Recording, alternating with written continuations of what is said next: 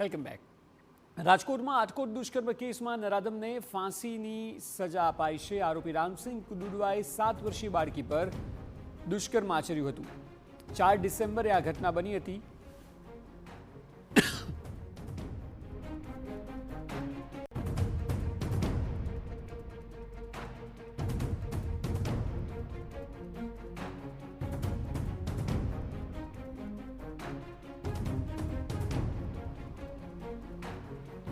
વધુ માહિતી આપી રહ્યા છે સંવાદદાતા મોહિત ભટ્ટ. મોહિત, માત્ર 39 દિવસમાં દીકરીના પરિવારને ન્યાય મળ્યો છે અને આરોપીને ફાંસીની સજા ફટકારાઈ છે.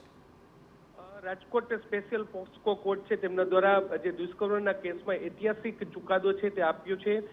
ગત 4 ડિસેમ્બરના રોજ જસદણના આટકોટના કાનપર ગામમાં એક 7 વર્ષની બાળકી છે તેની સાથે એક નરાધમ છે તેમના દ્વારા દુષ્કૃત્ય કરવામાં આવ્યું હતું. એટલું જ નહીં પરંતુ તેના ગુપ્તાંગના ભાગે પણ સળિયા વડે ઈજા છે તે પહોંચાડવામાં આવી હતી. આ ઘટનાની ગંભીરતાને જોતા જે રાજકોટ રૂરલ પોલીસ છે તેમના દ્વારા 8 ડિસેમ્બરના રોજ રેમસિંગ તેરસિંગ ડુડવા નામના જે શખ્સ છે તેને પકડી પાડવામાં આવ્યો હતો અને તેની સામે કાર્યવાહી હાથ ધરી હતી.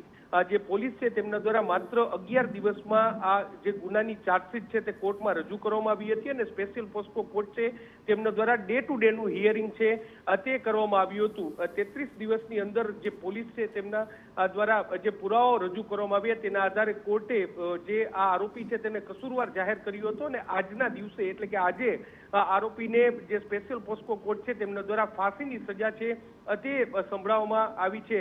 હાલમાં જે પોલીસ છે તેમને જે ત્વરિત કામગીરી કરી અને યોગ્ય પુરાવો એકત્ર કરી અને આ કોર્ટમાં રજૂ કરતા કોર્ટ દ્વારા આ આરોપીને ફાંસીની સજા છે તે સંભળાવવામાં આવી છે અને ઝડપી ન્યાય છે તે પરિવારને મળ્યો છે અને એક દુષ્કર્મના જે આરોપી છે તેમને સજાનું એલાન કરવામાં આવ્યું છે.